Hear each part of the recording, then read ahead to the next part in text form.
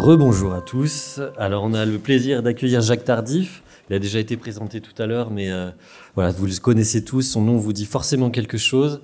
Il est un expert reconnu sur l'approche par compétences. C'est un psychologue de formation et un psychologue de l'éducation, pardon. Il est professeur émérite à l'Université de Sherbrooke et vient nous parler là de l'approche par compétences. Jacques, c'est quand tu veux.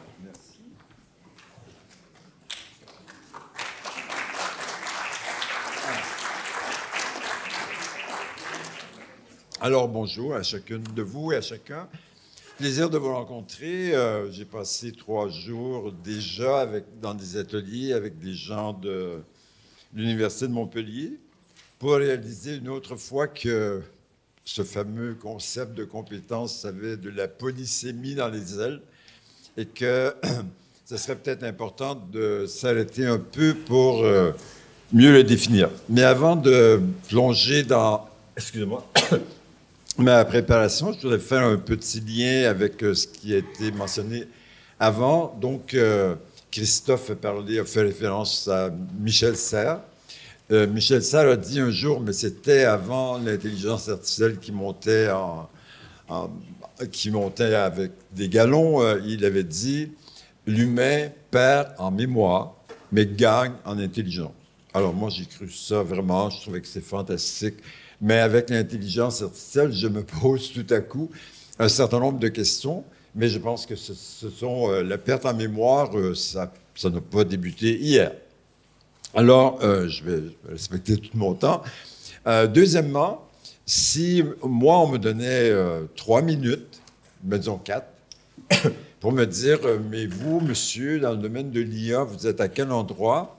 Si vous avez bien retenu la présentation de Jeff, voilà qui est là-bas. Je suis au niveau 5, intégration maximale, mais parce que je suis dans les compétences. Si j'étais dans les connaissances, je ne serais pas là. Alors, parce que je suis dans les compétences, je suis au niveau 5. Et je trouve admirable que dans la majorité des universités québécoises francophones, on ait depuis quelques sessions ou quelques semestres demandé aux profs indiquez clairement dans votre plan de cours quel est le niveau, pas que vous attendez, que vous exigez de la part des étudiantes et des étudiants. Alors, il y a des profs qui disent niveau 0, on ne touche pas ça. Et puis, bon, vous vous rappelez les 5 niveaux. Puis, il y a des profs qui disent niveau 5, vous faites tout avec cela. Et alors, j'essaierai d'exemplifier ceci au fur et à mesure de la présentation en espérant réussir. Voilà le petit lien. Alors, j'ai toujours peur d'être un extraterrestre qui arrive quelque part, qui atterrit sur une planète inconnue. Donc, c'était marqué dans le programme que moi, j'allais vous présenter les enjeux de l'évaluation de compétences et l'importance de cette approche pour repenser l'évaluation des étudiants et des étudiantes dans l'enseignement supérieur à l'aide de l'IA. Alors donc, ça m'a autorisé dans la planification à faire un petit passage par, quand on parle de compétences, nous parlons de quoi? Et parce que je dirais que dans la polysémie que j'entends, il y a quelque chose qui m'inquiète énormément. Je vois des listes de savoir-faire et les gens disent « Ah, nous avons 32 compétences. » Et moi, je pense que, franchement, il n'y en a qu'une seule dans tout ça. Et puis, il y a aussi les blocs de compétences qui vous poursuivent, ou les blocs, entre autres, de compétences transversales. Donc, ça, c'est pas anodin. Alors, je vais faire ce petit passage-là. Mais avant, tout cela pour éviter d'avoir l'air d'un extraterrestre, 3 extraits de c'est un très bon document en passant. Stratégie d'élaboration de l'offre de formation et cadrage à l'Université de Montpellier 2027-2031. Ce n'est pas des extraits qui sont séquentiels. Alors, la première chose, ce qui est en rouge ou quelque chose comme ça, c'est parce que c'est ça que je trouve important. Donc, la mise en place de la démarche compétences fait partie des évolutions, je suis d'accord avec ça, fondamentales en matière de pédagogie dans l'enseignement supérieur, dans tous les niveaux d'ailleurs. Et elle vise à organiser la formation en plaçant les compétences, et la parenthèse, et pas uniquement les savoirs et les connaissances au cœur des dispositions d'enseignement. Bon, si on était avancé dans l'approche par compétences, la parenthèse serait inutile. Mais étant donné ce que nous sommes, nos silos disciplinaires et tout, c'est important de placer la parenthèse. Forcément, je viens de dire que je suis assez opposé aux silos. Deuxième extrait, l'approche par compétence permet aux étudiantes et aux étudiants de mieux comprendre l'apport de la formation dans la construction de leur projet professionnel. C'est un levier important pour donner du sens aux enseignements. Il m'est arrivé, ça fait un certain temps, mais dans des conférences, quelqu'un disait « Monsieur, pourquoi est-ce qu'on s'énerve autant pour faire de l'approche par compétence? » Il faut dire que je suis déjà allé dans un endroit comme consultant durant une année et la directrice des études m'avait reçu en disant « Bienvenue, Monsieur Tardif, mais avant l'approche par compétence, ici, nous avons produit deux prix Nobel. » Ça donne un petit coup d'humilité à la personne qui veut agir comme consultant. Alors, moi, je disais, s'il y a une question à la base de l'approche par compétence, c'est que les étudiantes et les étudiants doivent être en mesure de donner du sens à ce qu'ils apprennent. On appelle ça, dans certaines théories, la valeur de l'apprentissage. Et le psychologue que je suis dit toujours, ce n'est pas à l'étudiante ou à l'étudiant de trouver quelle est la valeur de l'apprentissage, c'est à l'enseignante ou à l'enseignant de dire qu'est-ce que je fais dans votre parcours, je suis en complément avec telle personne, et voilà. Donc, le sens. Et dernier extrait, puisqu'on parle d'évaluation, ça dit chaque étudiant est incité à élaborer son portefeuille d'expériences et de compétences, et on appelle ça un portfolio. Ce portfolio est l'occasion pour l'étudiante et l'étudiant de mener une démarche réflexive sur son parcours, important, en réunissant des preuves des apprentissages réalisés, et vous pouvez continuer la lecture. Alors, bon, moi, je serais totalement d'accord avec un milieu d'enseignement supérieur qui disent nous allons demander aux étudiants et aux étudiantes de documenter leur parcours à l'aide de quelques preuves et de tracer ce parcours-là avec une ligne rouge, comme on dit en Suisse, et d'expliciter ce parcours. Mais bon, je sais que c'est pas demain la veille et qu'il y a des questions importantes sur l'évaluation. L'évaluation, mais le portfolio. Alors, pour terminer avec mes histoires de l'Université de Montpellier, on trouve dans un document qui s'appelle « La mise en place des blocs de compétences ». Ça, moi, ça me fait frémir, les blocs de compétences. Dans les formations à l'Université de Montpellier, on définit la compétence comme de cette manière, je suis d'accord avec ça, et c'est ce que je vais illustrer avec une compétence. La compétence est un savoir-agir complexe, prenant appui sur mobilisation, combinaison efficace d'une variété de ressources internes, une petite parenthèse, savoir, savoir-faire, savoir-être, tout ce que vous voulez, et externe à l'intérieur d'une famille de situations. Je vais travailler là-dessus. Si on m'avait donné cette fois-ci 10 minutes, j'aurais dit, moi, ce dont je vous parle, c'est d'évaluer le savoir-agir complexe. Je ne vous parle pas d'évaluer les ressources au milieu, je vais vous en parler. Mais si vous dites, je fais une évaluation de compétences, je ne verrai pas pourquoi vous passez 30 heures sur 40 dans vos évaluations à faire de l'évaluation de connaissances. Donc, on va parler de ça un petit peu plus loin dans la présentation.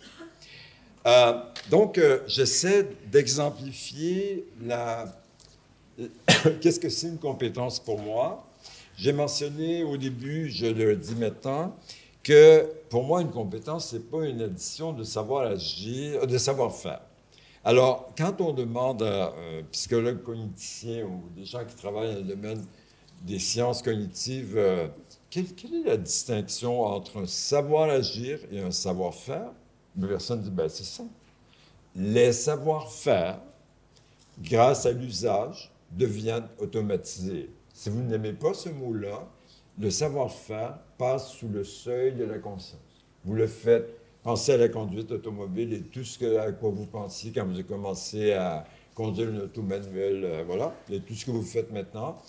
Et le savoir-agir, qu'on peut dire complexe, mais seulement le savoir-agir, c'est quelque chose qu'il est impossible d'automatiser ou de passer sous le seuil de la conscience. En tout cas, si vous le passez sous le seuil de la conscience, vous êtes un professionnel ou une professionnelle dangereux parce que, entre autres, vous ne mettez pas l'accent sur ce que vous ne savez pas pour résoudre cette situation-là. Alors, donc, je vais continuer là-dessus en disant, et l'exemple que je vais prendre, voilà, j'ai essayé de trouver pourquoi ça fait ça. Ah, voilà, oui, oui, c'est vrai, c'est correct. Je l'ai accusé, Isabelle, mais c'est pas vrai. Alors, si vous étiez une enseignante ou un enseignant à l'école primaire et secondaire québécoise, ça dure 11 ans, vous avez une des 3 compétences dans le programme de français langue d'enseignement qui s'appelle produire des textes variés. Et ça, c'est important. Ça veut dire que l'enseignant qui commence avec l'enfant, il commence l'école à 6 ans, jusqu'à la fin, jusqu'à 17 ans, il fait bouger la même compétence. J'ai toujours été admiratif de Céline Dion qui arrivait à faire quelque chose avec ça. Voilà. Ce que j'ai fait, j'ai décliné en dessous ce que je vois dans plusieurs endroits. Bon, là, parlons de la compétence produire des textes variés, soutenir la cohérence textuelle, sélectionner un vocabulaire approprié, appliquer des conventions linguistiques, la grammaire, l'orthographe d'usage, assurer l'intelligibilité du message. Et quand je vois certaines maquettes pédagogiques ici, ça c'est bref. Hein. Vous donnez pas dans l'anorexie souvent.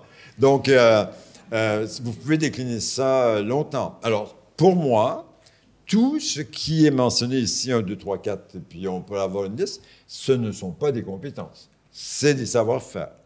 Maintenant, ça ne veut pas dire que vous n'allez pas travailler là-dessus. Vous allez travailler là-dessus, certainement. Mais votre étudiante ou votre étudiant aura l'idée que quand vous travaillez sur 1, 2 ou 3 ou 4 ou 5 ou 6, vous travaillez sur des ressources que vous êtes en train de développer. Alors, bon voilà. Alors, parce que tout à l'heure, quand je vais parler d'évaluation des compétences à l'aide de l'IA, je ne vais pas sortir de mes souliers là. Je vais rester sur le savoir agir complexe. Alors, puis j'ai pris cette compétence-là parce que je me suis dit... tout le monde connaît ça, tout le monde la maîtrise. Elle est intéressante aussi parce que l'école primaire, secondaire, elle évolue durant 11 ans. Au Québec, le ministère a fait des étapes de développement de cette compétence-là, puis on la poursuit à l'université. Et souvent, les profs d'université pleurent parce que les étudiants font des fautes ou les étudiants font des fautes. Alors voilà. Donc, la compétence, savoir agir complexe, j'espère que j'ai été clair, et j'aurais dû respecter le langage dans une famille de situations. OK? Exemple.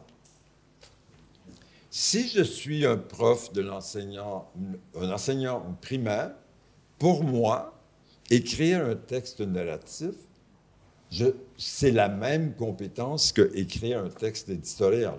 C'est la même compétence que écrire un texte argumentatif. La seule chose que j'ai fait varier, c'est le contexte ou la situation. Alors, pensez par exemple, vous êtes un prof ou une prof en architecture, en ingénierie, dans le domaine de la santé, pensez à la variété de situations. Et si jamais le transfert des apprentissages vous intéresse, c'est fantastique ça. Il y a cependant, je vais être honnête, il y a cependant des pays qui ont dit, la Belgique en tout cas, mais je ne sais plus si c'est encore comme ça, que chacun de ces types de textes était une compétence. Je suis complètement opposé à ça pour dire, quand un enfant écrit un texte, on peut lui dire, écoute, ce que tu as fait dans la narration, c'est la même syntaxe, là, c'est les mêmes mots, mais tu vas utiliser des marqueurs de relation différents. C'est pas grave. Alors, donc, l'idée de famille de situations a quelque chose qui est extrêmement important parce que ça vous permet de délimiter l'étendue de la compétence. Par exemple, si vous dites qu'en droit, il y aurait une compétence qui s'appellerait, c'est mal formulé, le raisonnement juridique, vous pouvez dire, OK, le droit commercial, le droit pénal, le droit familial, le droit voilà, vous continuez. Est-ce qu'on est toujours dans la même compétence? Moi, je dirais, je ne sais pas parce que je ne suis pas juriste, mais je poserai la question aux personnes. Sinon, je change de place. Ah! Sous mon nez, c'est mieux, je crois. C'est bon. J'étais où, là? Ah oui! Je leur poserai la question. Est-ce que pour vous, dans le commercial, le pénal, le familial, les gens mobilisent un ensemble de ressources qui sont identiques? S'ils me disent oui, je dirais OK, vous êtes dans la même compétence, mais vous êtes dans une situation différente. Alors, j'arrive aux ressources, parce que là, c'est un mot un peu abstrait peut-être. Alors, savoir agir complexe, qui mobilise, c'est vraiment important ce qu'il y a en dessous, là, parce que dans l'évaluation des compétences à l'aide de l'IA, je vais revenir là-dessus, en mobilisant et combinant de manière efficace une variété de ressources internes et externes. Alors, quand on est dans l'enseignement de produire des textes variés, bien là, j'ai mis quelques, disons, connaissances théoriques ou quelques ressources internes. J'appelle ça ressources internes parce que moi, comme enseignant, je voudrais que les élèves intègrent ça dans leur mémoire et dans leur agir et que ce soit toujours une base sur laquelle ils réfléchissent leurs actions. Donc, je ne suis pas obligé de passer à travers ça, mais évidemment, tout le monde a appris à écrire en français, c'est pas simple. Connaissances grammaticales, syntaxiques, connaissances des marqueurs de relation et tout ce que vous voulez. Alors, petite pause ici. Il y a des gens qui, disons que si on prenait une compétence qui est dans le milieu universitaire, il y a des gens qui prennent plusieurs photographies sur les ressources. Ils ne cessent pas d'évaluer les ressources internes, mais ils disent toujours, ah, vous savez, monsieur, moi, je suis dans une logique de compétence. Alors, moi, le savoir agir complexe, là, vous avez pris le taureau par les cornes quand, là, ou à quel moment la complexité était présente. Ça ne veut pas dire que les ressources ne sont pas importantes, bien au contraire. Parce que les ressources, c'est ce que j'espère que je vais montrer ça avec mon exemple, c'est ce que la personne mobilise et combine. Je vais expliquer pourquoi c'est important, en mettant en œuvre la compétence. Donc, nous sommes toujours dans produire des textes variés et c'est un ensemble de trucs théoriques, savoir, ou savoir-faire qu'on automatise, les règles de grammaire par exemple, que les enseignantes et les enseignants, durant 11 ans, essaient de faire intégrer aux élèves pour qu'ils puissent produire des textes sans faute, logiques, cohérents et tout. Et puis, à côté de ça, il y a des ressources externes. Ça, c'est l'intérêt de cette journée-ci, parce que des ressources externes, il y en a de plus en plus. Et jusqu'à la montée des intelligences artificielles, il y avait le traitement de texte. En tout cas, je ne sais pas vous, mais moi, ça m'a rendu des services énormes dans ma vie. J'aime écrire et tout. J'adore quand ils soulignent en rouge, même quand j'écris un petit courriel rapidement. Puis je ne me mets pas à pleurer parce que je perds de la mémoire tout à coup ou de l'autonomie, là. Et puis, maintenant, il y avait, je ne sais pas si vous vous souvenez, dans les milieux universitaires, quand Wikipédia est apparu, mais c'était comme si le désastre allait nous détruire tous, là. Et puis, il y a les perles, le monsieur, j'ai un peu manqué la présentation juste avant la pause. Et puis, ce dont nous parlons aujourd'hui, il y a les intelligences artificielles et il y en a beaucoup. Ça a été bien illustré par les deux, surtout la dernière partie de ton intervention, Christophe, là, en disant il y avait et ce que Jeff a fait également. Alors, je dirais que dans le domaine de compétences, je ne vais pas essayer de...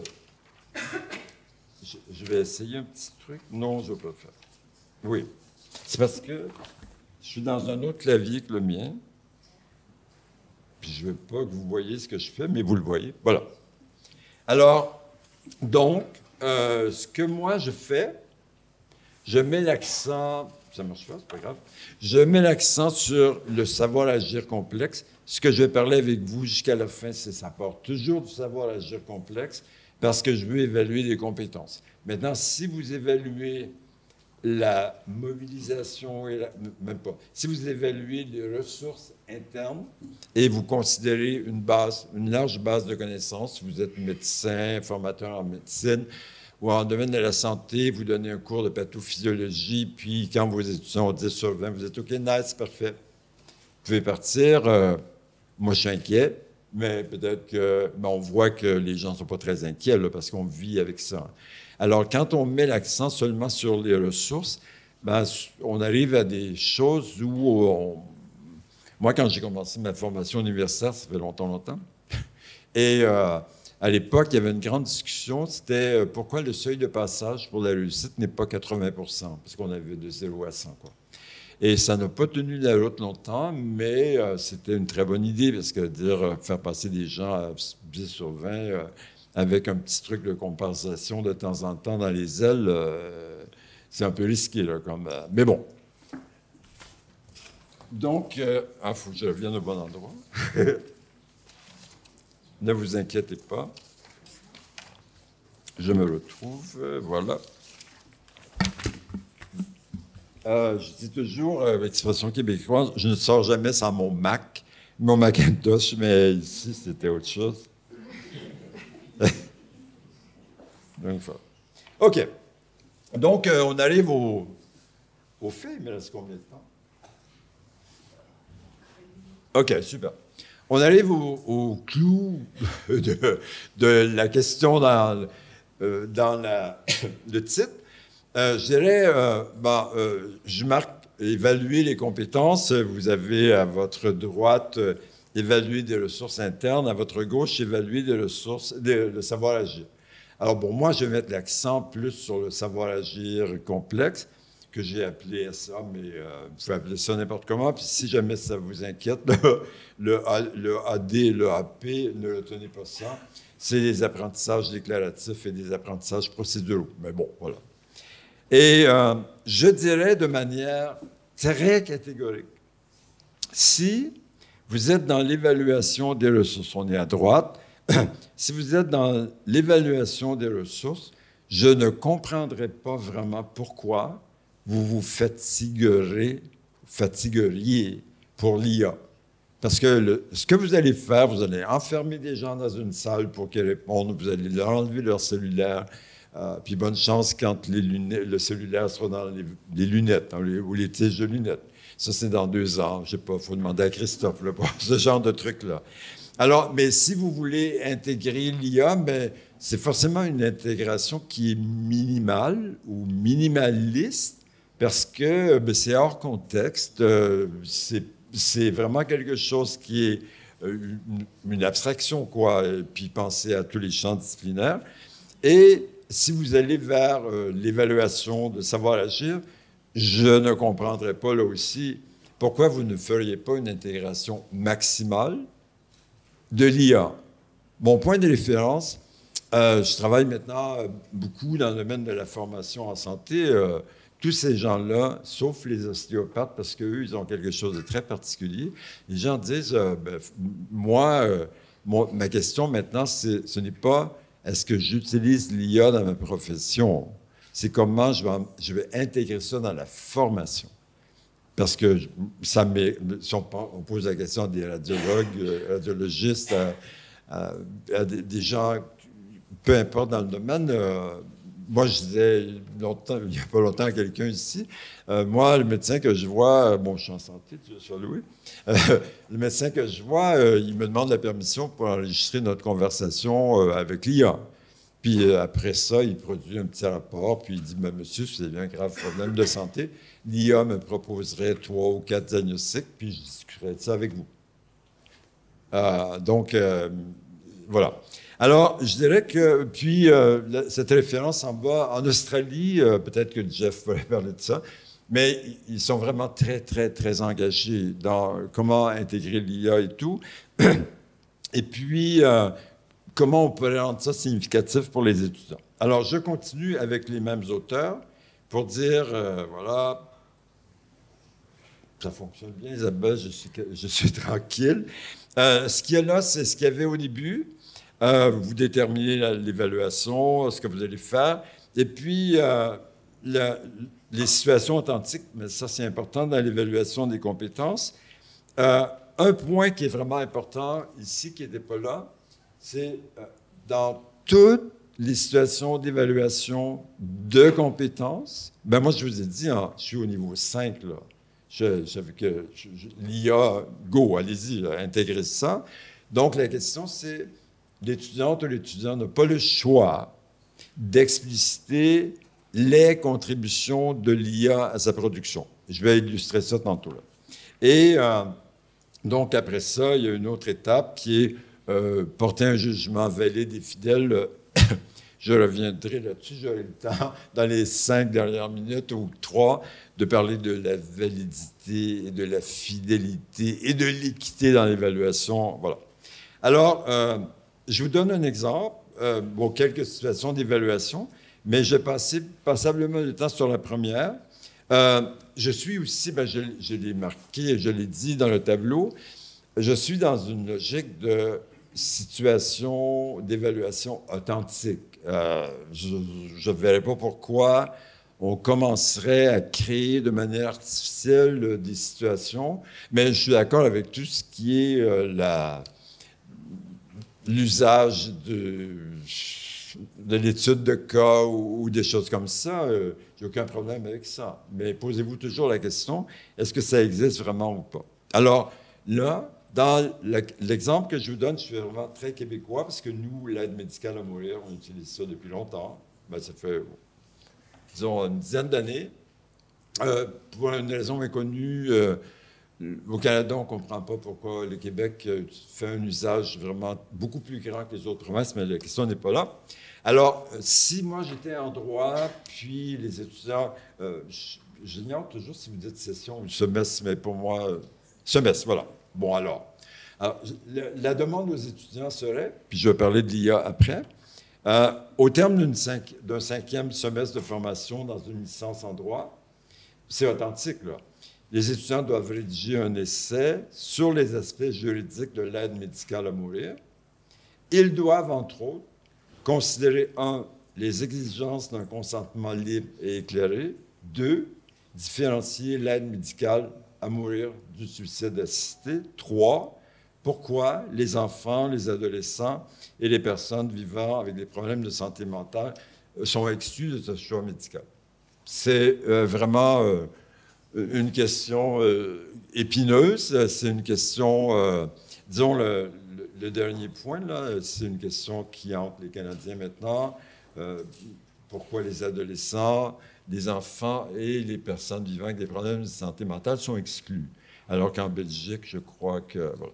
Alors, le point important de ça, l'avant-dernière partie, ça c'est crucial, l'avant-dernière partie du travail, l'étudiant ou l'étudiante, mais ça peut être en groupe aussi, doit expliciter quels sont les IA que j'ai consultés.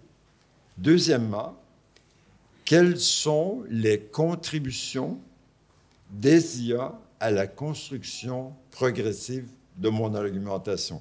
Pas au produit final, à la démarche progressive de l'argumentation pour dire, bon, voici X, Y, Z.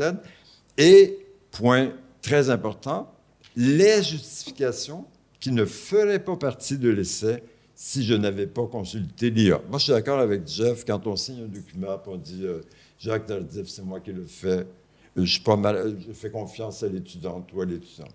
Alors, ça serait obligatoire dans toutes les évaluations. Et j'espère que vous avez bien... Excusez-moi. J'espère que vous avez bien retenu la définition. Je vous ai dit, hein, les ressources, c'est vraiment crucial. Et moi, je dis aux gens qui travaillent dans une approche par compétence, je suis convaincu de ça, que les connaissances sont beaucoup plus importantes pour ces gens-là que pour les autres personnes. Alors, donc, dernière question, c'est, chères étudiantes, chers étudiants, quelles sont les ressources internes, vous vous souvenez de la définition, que vous avez mobilisées dans le cadre de l'essai? Je vais faire le deuxièmement, puis je vais revenir. Ensuite, vous allez cartographier, mais vous pouvez dire autre chose, celles que vous avez réellement combinées dans la version finale. Pour prendre un autre exemple, Euh, j'ai souvent travaillé avec des gens dans le domaine de la médecine qui font une évaluation au terme de leur semestre avec des patients simulés. OK? Alors, l'étudiant rencontre un patient simulé, ça dure 15 minutes, comme ça dure dans la vraie vie, quoi. Et après, ils s'arrêtent, se retirent pour 45 minutes, 1 heure. Qu'est-ce qu'ils doivent faire? Première chose, quelles sont toutes les connaissances auxquelles vous avez pensé? Parce que le prof est intéressé à quel est l'ensemble des connaissances disponibles. Après, ça s'appelle ce que j'ai mobilisé. Après, c'est étant donné le problème pulmonaire présenté par le patient simulé, qu'est-ce que vous avez combiné pour arriver à ce diagnostic-là? Alors, moi, quand je pense, par exemple, au QCM ou à des évaluations de toute nature qui ressemblent à ça, je me dis, ben, le pauvre prof ou la pauvre prof, il a accès à des ressources que la personne utilise à ce moment-là, mais il n'a pas la moindre idée comment il va combiner ça dans un contexte ou dans une situation. Et puis, ben, vous pouvez le faire si vous voulez. Et c'est pas... bon, moi, j'ai été élevé dans la religion catholique. C'est pas un péché mortel si vous faites ça. Vous n'allez pas aller chez Satan.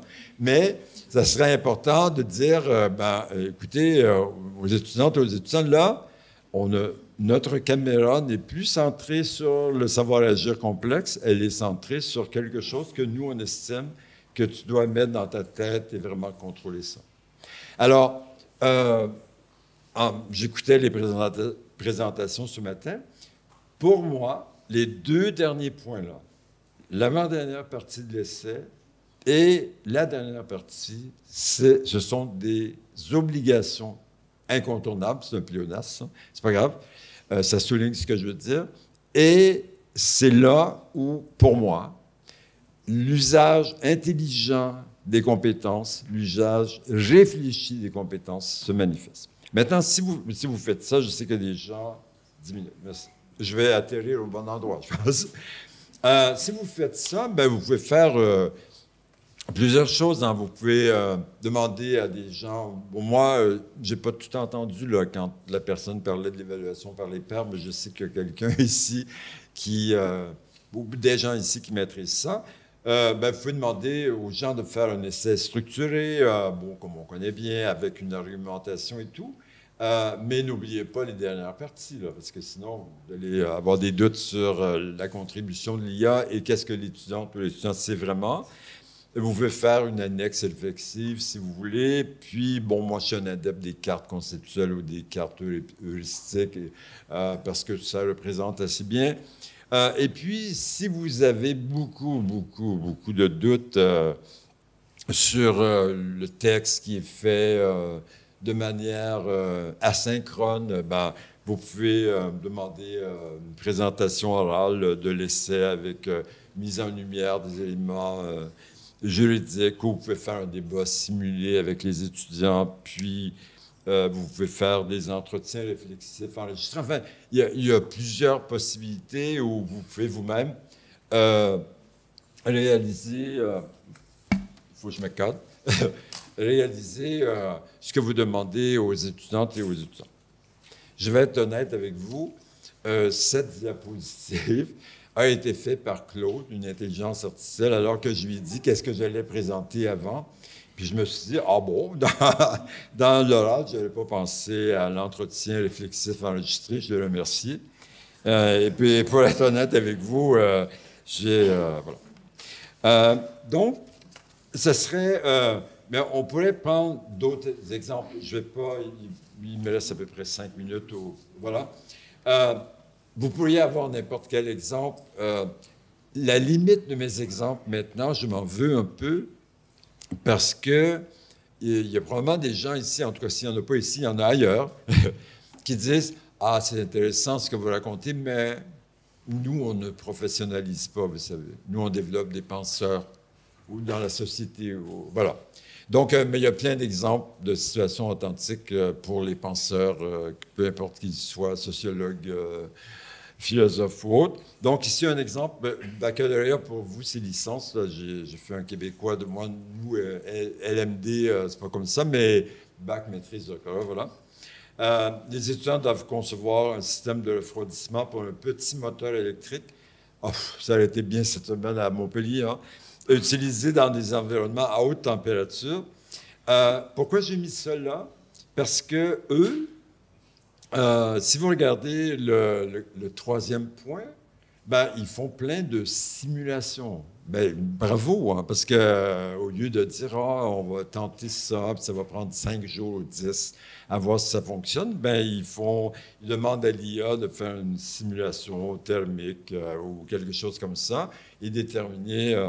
Et donc, mais encore là, ben, ça serait les dernières questions demandées aux étudiantes et aux étudiants.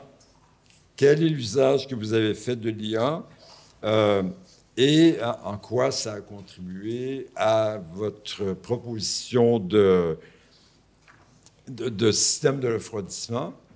Toujours la question aussi, qu'est-ce que vous n'auriez jamais proposé si vous n'aviez pas consulté l'IA? Et je pense que ça va faire partie de notre vie professionnelle demain. Bon, alors là, je dois atterrir. Mais je vais éviter de dire des choses. Je vais dire quelque chose de provoquant, parce qu'il y a une table ronde après. Mais que? Moi, quand je travaille avec des gens dans l'approche par compétences, je dis ne lâchez-moi les baskets avec Bloom. Arrêtez ça. Puis, parce que je ne sais pas pourquoi les gens ont pensé que Bloom m'a raconté, il n'a jamais raconté ça, hein, qu'on reconnaît d'abord, on comprend, ensuite, après, on applique, puis après. Le pauvre homme, il n'a jamais dit ça de sa vie. Là. Mais sauf qu'il a dit quelque chose d'intéressant, des niveaux taxonomiques et tout. Et puis, c'est un peu difficile de cadrer le savoir-agir dans la taxonomie de Bloom. Cependant, c'est facile de cadrer les ressources internes dans la taxonomie de Bloom. Et voilà pourquoi je dis, ne me dérangez pas avec ça. Je termine avec... mais c'est pas tout à fait vrai, là. Bon, permettez-moi vous allez voir quelque chose, c'est pas pour vous. Dernier paragraphe, puis ensuite une dernière diapo. Ces Australiens travaillent hyper bien. Traduction faite par Google Translate. Il est crucial d'adopter ce dernier paragraphe, une conception de l'évaluation qui permet une représentation riche et valide de l'apprentissage des étudiants. C'est le par conséquent qui est important. Par conséquent, nous partons du principe que l'évaluation doit engager les étudiants ou les étudiantes dans leur apprentissage, favoriser, et je pense que là, l'IA, le partenariat prof-étudiant et encourager la participation de ces derniers dans le processus d'évaluation. S'il me reste 30 secondes, je ne vais pas prendre mon diapo, je ne vais pas faire un vieux prof qui donne son cours puis qui a l'impression qu'il parle bien. S'il y a une chose qui m'a impressionné, mais vraiment impressionné, ce sont les dernières recherches que j'ai vues au Québec de sociologues sur comment l'IA induit un rapport de méfiance, mais énorme, qui n'existait pas entre les étudiants, les étudiantes et les profs. Parce que les étudiantes et les étudiants ont l'impression que s'ils disaient à la prof ou au prof, j'utilise ça, tu es paresseux, tu n'es pas intelligent, tu ne développes pas de ressources et tout. Ce qui est intéressant dans la dernière recherche qui n'est pas encore publiée, c'est que, et je termine là-dessus, les étudiantes et les étudiants pensent que les profs utilisent sans le dire. Merci beaucoup.